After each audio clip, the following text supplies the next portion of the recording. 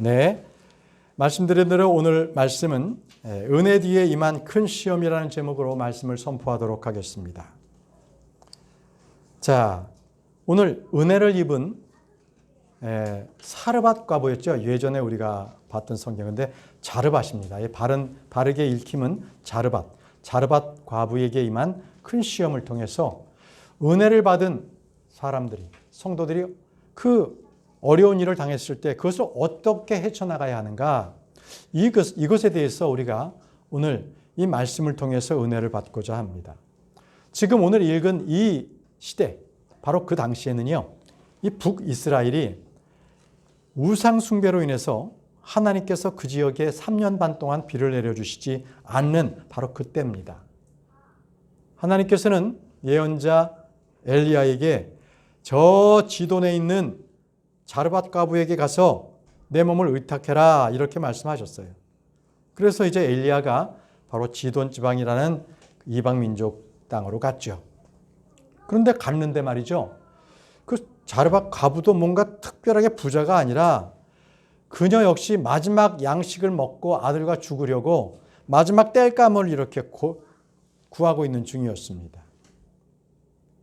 그런데 엘리야가 너는 나에게 먼저 먹을 물을 달라, 나에게 먼저 빵을 달라, 이렇게 말씀을 전하니까 그녀는 그 말씀에 순종을 했어요.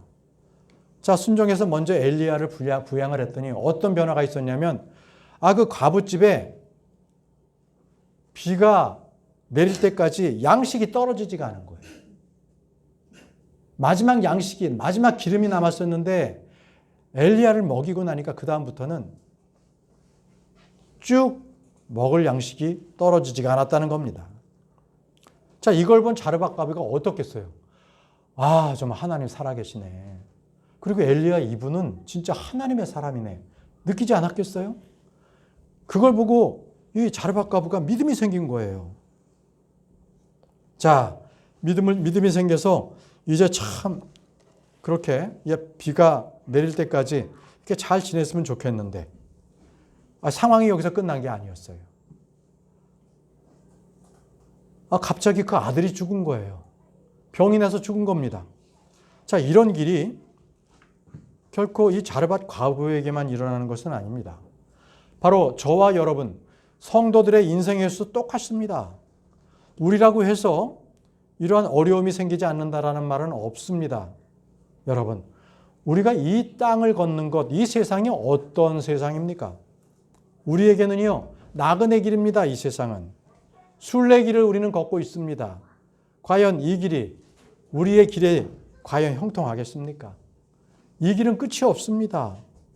그래서 우리가 이 세상을 살다 보면은 뭔가 좋은 일이 계속 지속되는가 보다 하다가 갑자기 환난을 당하고 어려움에 닥치고 낙심하게 되는 거지요. 여러분, 살아가는 게 녹록하지 않습니다. 녹록하지가 않아요. 그래서 욥은요, 사람은요 고생하려고 태어난다, 이렇게 욥이 말했습니다. 욥기 5장 6절에서 7절, 욥기 5장 6절에서 7절 말씀, 비록 고난이 진토에서 나지 아니하며 공경도 지면에서 솟아나지 아니한다 할지라도 그럼에도 불티들이 위로 올라가는 것 같이 사람은 고생에 이르도록 태어나는도다. 사람이 고생하려고 태어난다고 말씀하고 있습니다. 여러분, 물론 하나님께서는요, 하나님의 자녀에게 특별한 보살핌, 이런 것들을 늘 보고 계세요. 그러나 그렇다고 해서 그의 삶에 있어서 고난이 없다? 아닙니다. 그렇지 않습니다. 똑같이 그것을 주어집니다. 우리가 은혜로운 삶이라고 해서 우리에게 고난이 없는 것이 아닙니다. 자, 이토록 은혜를 누리던 자르밧 과부에게 이제 큰 시험이 닥쳤습니다. 열왕기상 17장에서 17절입니다. 그리고 이 일 후에 다음과 같이 일이 있었으니 그 집의 여주인인 그 여자의 아들이 병들었더라. 그러다가 그의 병사가 몹시 심하여 그의 안에 호흡이 남아있지 아니하였더라. 여러분, 이 자르밧 과부는요, 애초에 이 엘리야가 오지 않았다면 그녀는 아들과 함께 마지막 양식 먹고 죽을 수밖에 없었던, 죽었던 그 목숨 아니에요? 근데 지금은요, 덤으로 덧붙여서 사는 인생이에요. 엘리야가 왔기 때문에 양식이 끊어지지 않았잖아요. 저와 여러분들도요, 지금 살아가고 있는 이거는 여러분 이미 우리는 다 죽은 목숨이었습니다. 그러나 저 십자가 예수 그리스도로 인해서 우리는 덤으로 살아가는 인생인 것을 아시기 바랍니다. 그래서 우리는 지금 죽어도 여한이 없는 거예요. 도리어 하나님 아버지께 감사를 드려야 합니다. 우리가 영원한 생명을 얻었기 때문에 그렇습니다. 그런데 믿는 자들이라고 해서, 올바른 교회에 왔다고 해서, 올바른 성경을 쓴다고 해서 하나님의 은혜가 더 많이 임하고 더 크신 능력이 나에게 임하는 것이 아니라는 거예요. 우리는 혈과 육에 있기 때문에 당할 수밖에 없는 육신적인 고통은 필연적인 겁니다. 하나님의 은혜는 은혜지만 내가 받아야 할 그 육신적인 모든 시험은 받아야 돼요. 왜일까요? 만약에 내가 하나님의 은혜만 받는다면 나는 금방 교만해지고 말 것입니다. 오늘 말씀에도 그리고 이 일들 후에라고 써 있잖아요. 왜요? 바로 엘리야가 와서 평탄하게 지금 살아가고 있는 그 일 후에 바로 재앙이 닥쳐버렸습니다. 그녀에게 재앙이 닥쳤어요. 하나님께서는요, 언제나 무하신 은혜로 우리에게 큰 축복을 주시기를 원하세요. 그런데 그 축복을 주시고 난 뒤에도 꼭 시련과 시험과 괴로움을 우리에게 또 주십니다. 그것을 허락해 주세요. 그것은요, 우리가 은혜 가운데 있었을 때 그 은혜를 잘 지켜서 어려움이 왔을 때 그 어려움을 그 은혜로 이겨낼 수가 있도록 하기 위함이에요. 여러분, 어려움이 오셨습니까? 그러면 그 이전에 받았던 그 은혜를 생각해 보세요. 내가 하나님께 받은 그 기쁨, 그 감사, 그걸 통해서 지금의 어려움을 이겨내시기 바랍니다. 그것이 하나님의 뜻입니다. 자, 이제 과부의 아들은 병들어서 죽었습니다. 자식을 키우는 부모로서 자식을 죽었다고 생각했을 때 그 고통은 말로 표현할 수 없을 것입니다. 그런데 이 큰 고통 가운데 우리는 믿음의 눈으로 그녀를 봤을 때 또 다른 면을 보아야 할 줄 압니다. 그것은 바로 그 과부에게 하나님의 큰 은혜가 임할 때가 되었구나. 비록 육신의 아들은 죽어서 절망 가운데 있을지라도 그러나 영적으로는 하나님께서 그녀에게 큰 은혜를 베푸실 그럴 시점이구나. 이걸 우리는 봐야 합니다. 물론 그 과부에게는 지금 감당하기 힘든 그런 어려운 그러한 시간일 것입니다. 어려운 시험일 것입니다. 그럼에도 불구하고 우리가 살아가는 인생을 우리가 보았을 때 정말 우리에게 하나님께서는 분명히 시험을 주시는 것은 뭔가 하나님께서 더 좋은 것을 채워주시기 위함이다라는 것을 우리는 깨달아야 합니다. 그것을 깨달아야 합니다. 우리는 인생에 있어서 이 인생이 잠시 동안 사라지는 그 안개와 같은, 수증기와 같은 존재임을 우리는 알아야 합니다. 그래서 우리는 끝까지 하나님을 신뢰할 줄 알아야 합니다. 그분만이 우리의 소망인 거죠. 자, 18절 말씀을 보십시오. 그런즉 그녀가 엘리야에게 말하기를, 오 하나님의 사람이신 당신이요, 제가 당신과 무슨 상관이 있나이까? 당신께서 저의 죄의 기억을 떠올리게 하시려고, 아니 당신이 오셔가지고 내가 죄 지은 것을 생각나게 하려고 오셨습니까? 또 저의 아들을 살해하시려고 제게 오셨나이까 하였더라. 엘리야가 와서 잠시 좋았지만 그 다음부터 집안이 풍지박살이 나버린 겁니다. 아니 와서 뭔가 하나님을 믿으니 뭔가 좀 좋아져야 되는데 이게 웬일입니까?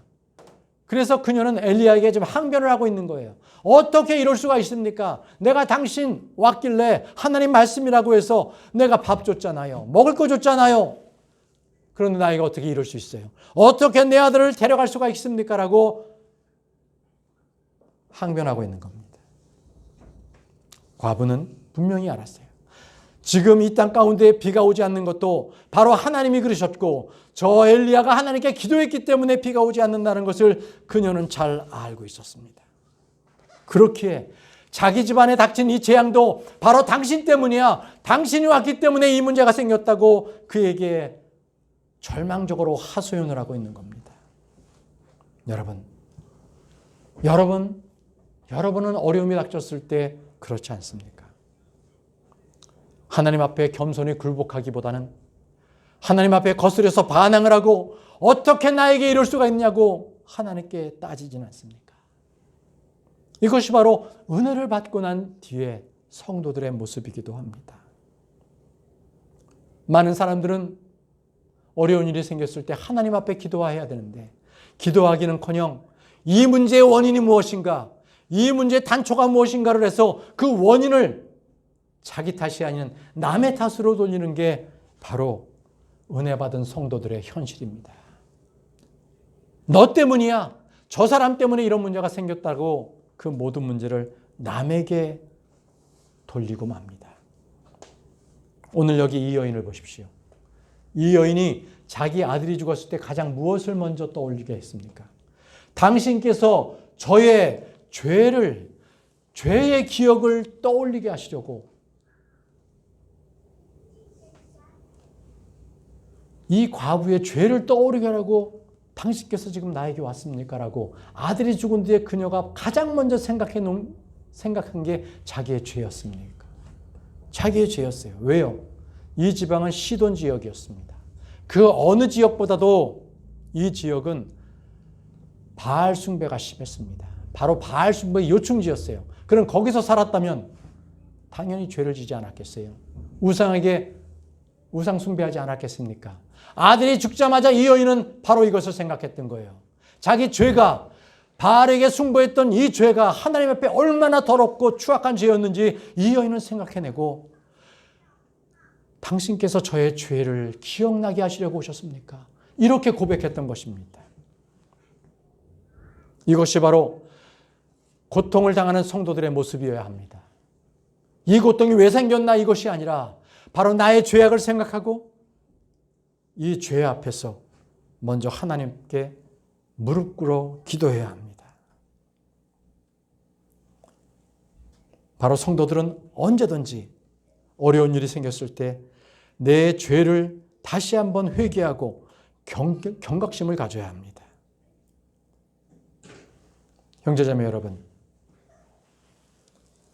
저는 여러분들이 매 순간 자신을 돌아보고 회개하는 그러한 영적인 생활에 게으르지 않기를 바랍니다.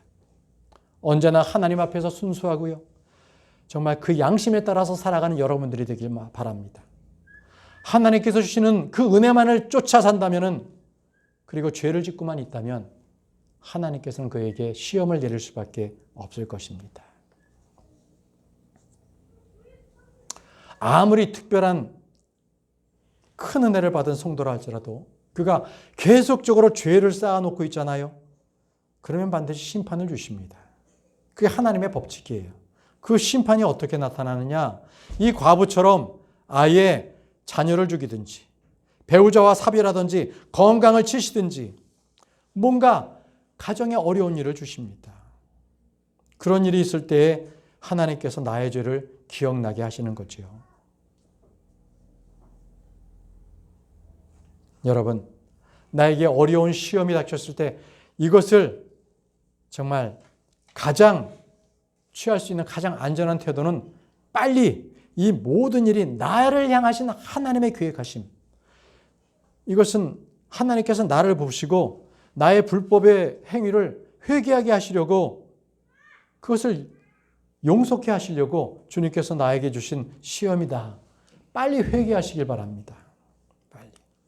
요한일서 1장 9절 말씀에 만일 우리가 우리의 죄들을 자백하면 그분께서는 신실하시고 정의로우셔서 우리에게서 우리의 죄들을 용서하시고 모든 불의에서 우리를 정결하게 하시느니라. 이렇게 말씀하셨습니다.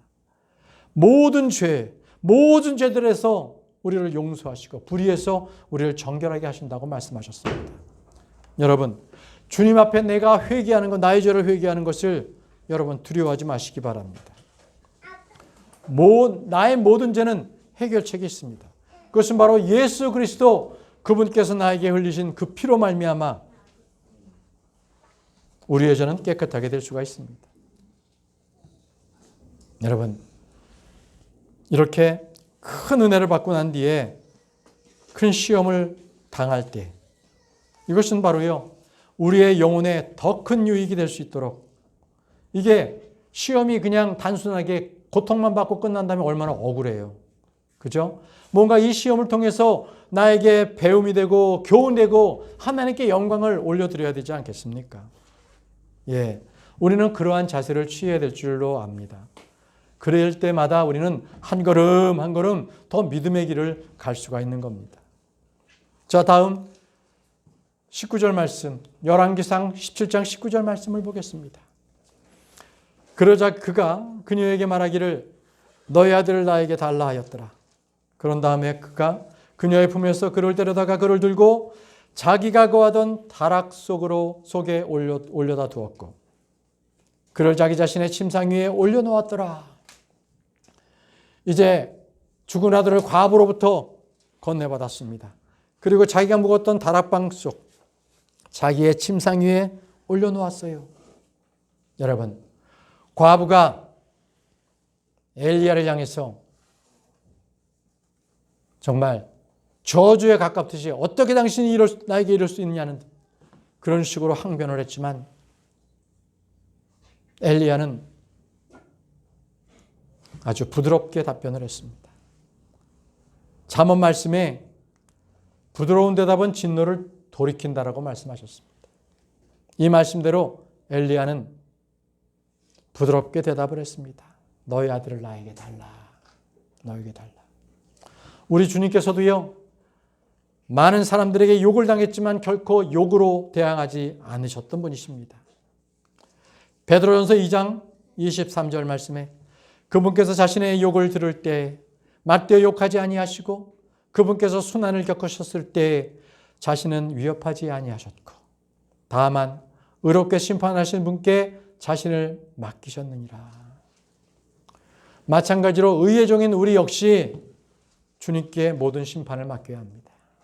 내가 악을 악으로 내가 대해서는 안 됩니다.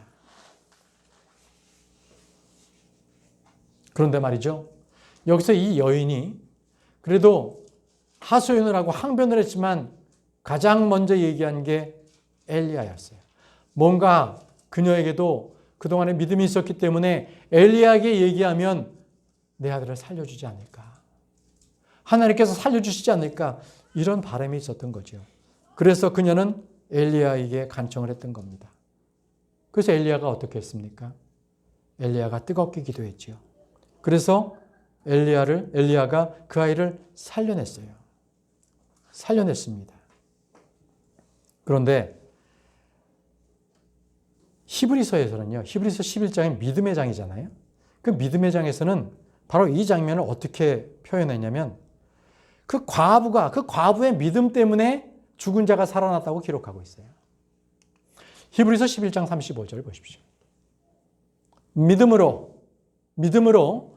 여자들은 자기 생명으로 일으켜진 자신들의 죽은 자를 받기도 하였으며, 바로 자르밧 과부의 얘기를 그렇게 기록해 놓으신 겁니다. 여러분, 분명히 엘리야가 기도를 해서 죽은 아들을 살려냈는데 도리어 그 과부가 믿음으로 자기의 아들을 살려냈다고 기록하고 있습니다. 주님께서는요, 그 여인에게 믿음을 보셨던 겁니다. 비록 그 여인이 항변하고 하소연을 했지만 그 마음 가운데 있는 그 믿음, 작은 믿음을 보셨던 겁니다. 자, 20절 말씀을 보시죠. 열왕기상 17장 20절 말씀입니다. 그리고 그가 주께 부르짖으며 말씀드리기를. 그가 주께 부르짖었습니다. 부르짖는다는 것은 울었다는 겁니다. 엘리야가 울었습니다.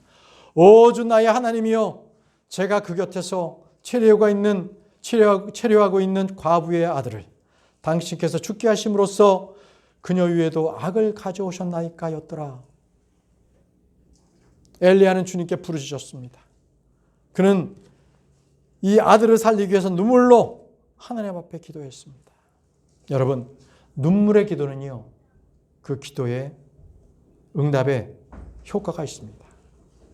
많은 효과가 있습니다. 그렇기 때문에 여러분도 기도할 때 눈물로 기도해 보십시오. 눈물로 기도한 것은 하나님께서 모든 죄를 씻으시고 더 그 눈물에 귀를 기울여 주십니다. 다윗은 어떻습니까? 자기가 죄악을 저질렀을 때 그 침상을 눈물로 적셨다고 하지 않습니까? 예레미야는요, 눈물의 선지자였습니다. 그는 눈물로써 자기 이스라엘 백성들의 그 앞날을 눈물로써 호소하며 예언했습니다. 여러분, 우리 주님께서도요, 그렇게 격하게 눈물로 우셨습니다. 히브리서 5장 7절 말씀에 그분께서 격한 울음과 눈물로 기도들과 간구들을 올려드렸으니 이것이 바로 예수 그리스도께서 기도하시는 모습입니다. 그분께서도 격한 울음으로써 눈물로써 기도를 들으셨던 것입니다. 하나님은 이런 기도에, 눈물의 기도에 주님께서는 응답하여 주십니다.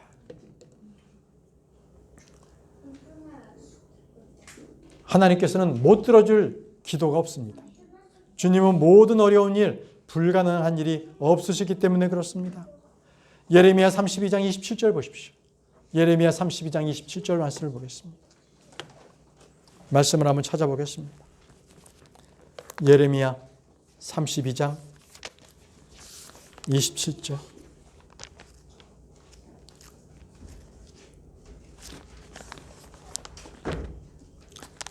예레미야 32장 27절. 보라, 나는 주여 모든 육체의 하나님이로다. 나에게 너무 어려운 일이 어떤 것이라도 있겠느냐. 어떤 것이라도 있겠느냐. 이것이 바로 주님의 말씀입니다. 주님은 어려운 일이 없으십니다. 여러분, 온 우주 만물을 만드시고 하늘과 땅을 만드신 하나님께서 사람도 만드셨지요. 만드신 하나님께서 그 사람을 다시 살려내지 못하시겠습니까? 그뿐 아닙니다. 우리 주님께서는요, 빛도 만드시고요, 평안도 만드시고 해악도 창조하신 분이십니다. 이사야 45장 7절 말씀에 나는 빛도 형성하고 어둠도 창조하노라. 나는 평안도 만들고 해악도 창조하노라. 나 주가 이 모든 것을 창조하는도다. 나 주가 이 모든 것을 나 주가 이 모든 것들을 행하는도다 라고 말씀해요. 행하는도다. 여러분, 우리가 하나님을 안다면 우리가 시험을 대하는 태도가 바뀌어야 합니다. 하나님께서 모든 것을 하실 수 있는 분이시기 때문에 나에게 닥친 이 시험은 하나님께서 모르시는 시험이 아니라 주님께서 나에게 허락하신 겁니다. 나에게 필요해서 이 시험을 허락하신 것입니다. 여러분, 주님의 시험은요, 바로 우리가 그것을 인정할 때 우리에겐 큰 위로가 됩니다. 하나님께서는 내가 그것을 감당할 수 있는 정도까지의 시험을 허락하시는 분이십니다. 고린도전서 10장 13절 말씀에 사람에게 은이 있는 그러한 시험 외에는 너에게 닥친 시험이 전혀 없었느니라.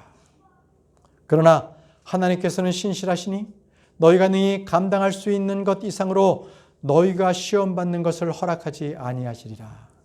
너희가 능히 감당할 수 있는 것 이상으로 너희가 시험받는 것을 허락하지 아니하시리라.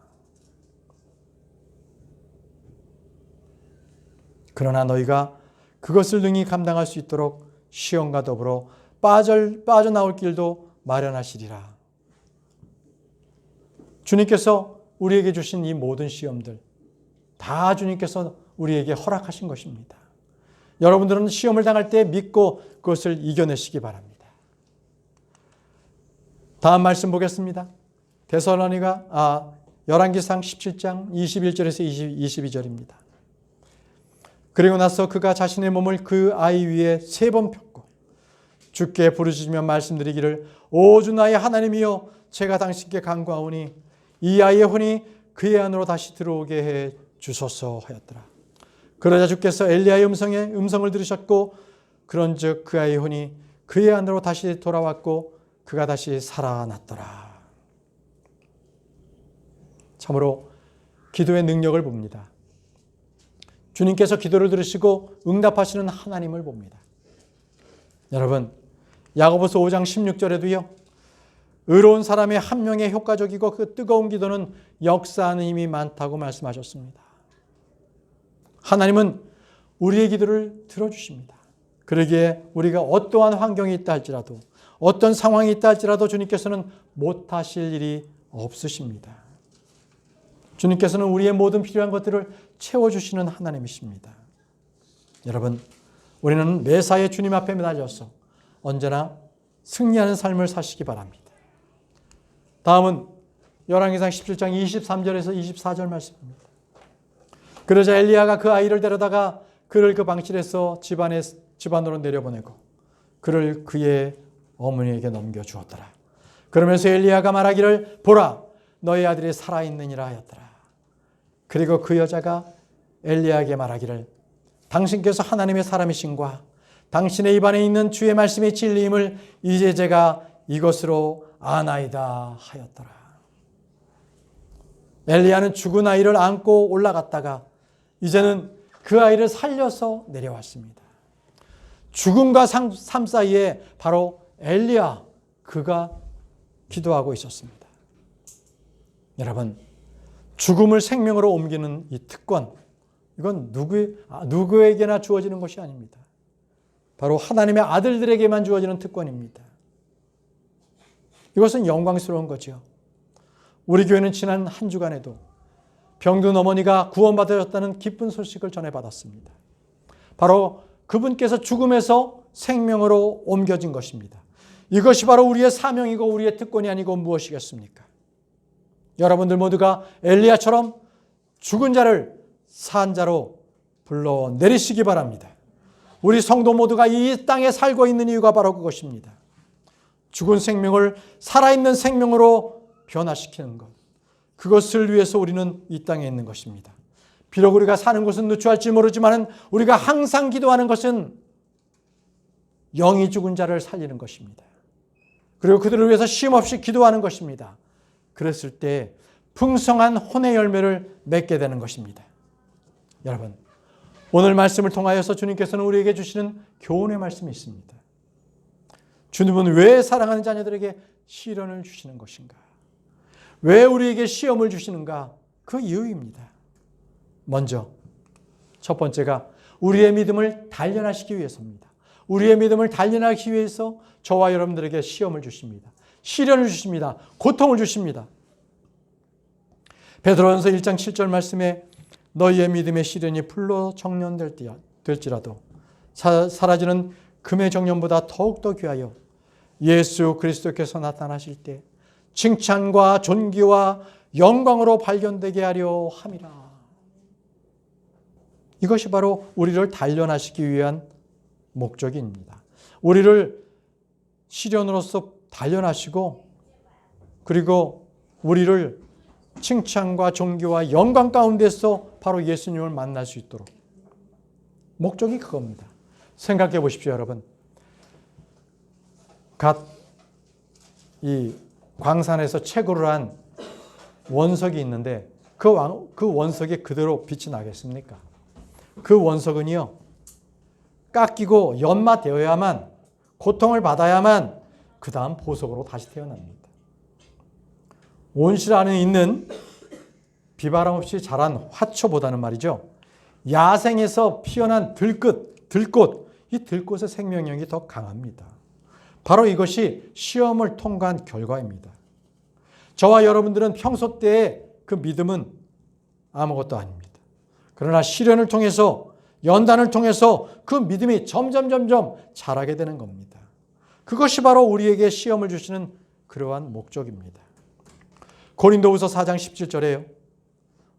이는 한순간에 불과한 우리의 가벼운 고난이 우리를 위하여 훨씬 더 월등하고 영전하는 영광의 중량을 이루기 때문이라. 영전하는 영광의 중량, 그 무게, 영광이 더 무겁게 그것을 만들기 위함이라고 말씀해 주고 계십니다. 여러분, 우리의 믿음은 단련받아야 합니다. 그래야만 예수 그리스도 앞에서 칭찬과 존귀와 영광 가운데 나타나게 됩니다. 두 번째, 우리에게 시험을 주시는 이유, 인내와 경험 그리고 소망을 이루기 위해서입니다. 인내와 경험 그리고 소망을 이루기 위해서. 어떠한 고난이 없이는 생성될 수가 없는 것들입니다. 인내와 경험 그리고 소망. 말씀은 로마서 5장 3절에서 4절 말씀. 로마서 5장 3절에서 4절 말씀.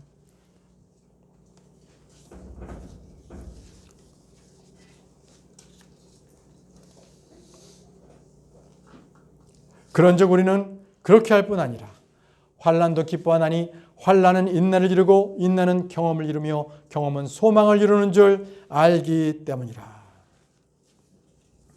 만약에요, 자르밧 과부가 그냥 3년 내내 그냥 하나님께서 주시는 빵과 기름만으로 채워졌다면 자르밧 과부가 어떻게 됐을까요? 과연 그녀의 믿음이 자라날 수가 있었겠습니까? 지금 아들이 죽은 그러한 시련을 당했을 때 그녀의 믿음이 이 경험을 통하여서 이제는 단련되고 소망을 이루게 되는 거예요. 더욱더 하나님을 바라보게 되는 것입니다. 여러분, 우리에게 주님께서 환난을 주시는 것은 그 자체 어려움을 당하거라 이게 목적이 아니에요. 환난 당한 이후에 주시는 게 있어요. 뭡니까? 영적 열매를 주시는 거예요. 영적 열매를 우리가 맺게 하시려고 주님께서 주시는데 그것이 바로 인내입니다. 인내가 바로 영적 열매입니다. 야고보서 1장 3절에 이는 너희의 믿음의 시련이 인내를 이룬다는 이것을 알기 때문이라. 믿음의 시련, 이것은 인내를 이루어요. 이것이 바로 영적 열매입니다. 그거를 주님께서 주시기를 원해요. 그래서 믿음이 강한 사람은요, 어떠한 일이 닥쳐도 아주 묵묵하게 하나님의 말씀을 의지하고 기다립니다. 결코 허둥지둥되지 않습니다. 이것이 바로 우리에게 환난을 주시는 주님의 목적입니다. 자, 세 번째를 보겠습니다. 왜 우리에게 시험을 주십니까? 생명의 왕관을 주시기 위해서. 생명의 왕관을 주시기 위해서 우리를 시험하십니다. 다 같이 야고보서 1장 12절 말씀을 찾아보겠습니다. 야고보서 1장 12절입니다. 주님께서는 우리에게 이 시험을 통해서 생명의 왕관을 주신다고 말씀하십니다. 야고보서 1장 12절입니다. 시험을 견디는 사람은 복되도다. 이는 그가 시련을 받은 후에 주께서 그분을 사랑하는 자들에게 약속하신 생명의 왕관을 그가 받을 것이기 때문이라. 생명의 왕관을 그가 받을 것이기 때문이라.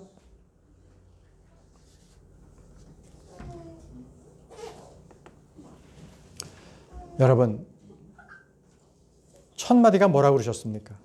시험을 견디는 사람은 복되다고 말씀하셨습니다. 시험을 견디는 사람은 복되다.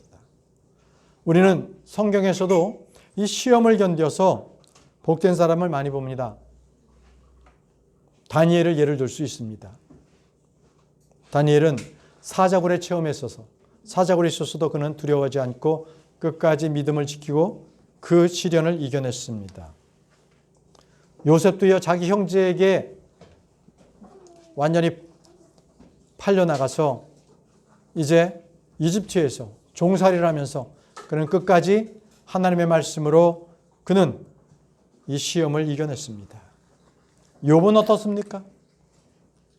욥도 끝까지 시험을 견뎌서 이겨내서 결국에는 그가 갑절의 복을 받았다고 말씀하지 않습니까? 여러분, 오늘 말씀처럼요, 시험을 견디는 자는 생명의 왕관을 받습니다. 하나님께서 시험을 주시는 유익이 바로 그것입니다.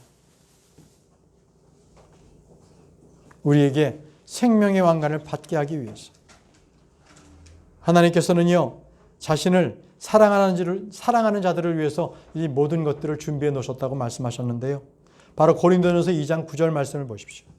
고린도전서 2장 9절에 그러나 기록된 바와 같이 하나님께서 그분을 사랑하는 자들을 위해서 보십시오. 예비하는 것들은 그런 이 예비하는 것들은요, 눈이 보지도 못하였고 귀가 듣지도 못하였으며 사람의 마음속에 들어본 적도 없는 그런 것들입니다. 그런 것들을 주님께서 우리를 위해서, 이 사랑하는 자들을 위해서 예비하셨습니다. 그게 뭡니까? 보상과 상급이 있지 않습니까? 이런 것들은 눈으로 보지도 못했고요, 귀도 들어보지도 못했던 겁니다. 생명의 왕관이 있고 하늘 왕국에 우리가 상속자가 되어서 예수 그리스도와 함께 그것을 상속하게 되었습니다. 이제 말씀을 정리하겠습니다. 형제자매 여러분, 여러분 가운데 지금 이해할 수 없는 고통 가운데 계시는 분이 계십니까? 그렇다면 그런 분들은 오늘 말씀에 깊이 자신을 성찰하시기 바랍니다. 시험을 주신 그 원인이 무엇인가를 잘 자신을 성찰하시고, 그리고 하나님께서 나의 깊은 곳까지 다 바라보신다는 것을 아시고 주님 앞에 기도하십시오. 회개하십시오. 그리고 겸허히 주님 앞에, 주님의 그 아래서 자신을 성찰하시기 바랍니다. 욥기 10장 2절 말씀에 그러므로 하나님의 막강한 손 아래서 스스로 겸손하라. 스스로 겸손하라. 이는 그분으로 하여금 합당한 때에 너희를 크게 높이시게 하려 함이라. 주님 안에서 스스로 겸손하십시오.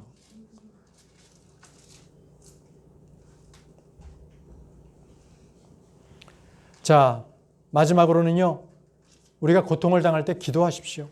기도하십시오. 이전에 주님께서 나에게 베푸신 그 은혜가 무엇인지를 기억하고 기도하시기 바랍니다. 야고보서 5장 13절 말씀. 야고보서 5장 13절 말씀. 너희 가운데 누군가 고난받고 있느냐? 그는 기도할지어다. 기도할지어다. 고난받고 있다면 기도하십시오. 고난은 믿음을 연단시키고 성령의 열매를 맺게 하는 기회입니다. 하나님께서는 성도들이 고난 가운데 기도하는 것을 언제나 속히 응답하여 주시는 분이십니다.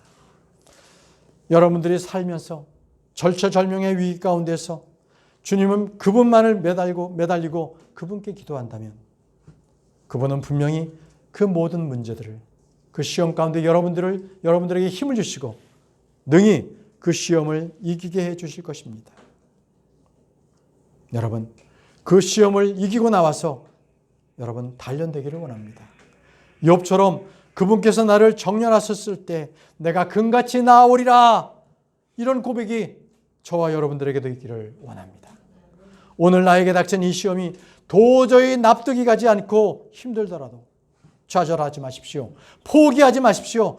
끝까지 예수 그리스도 안에서 하나님의 능력으로 견디어 나오시기를 간절히 바랍니다. 우리 다 같이 찬송가 945장 기도할 수 있는데 우리 찬송하겠습니다.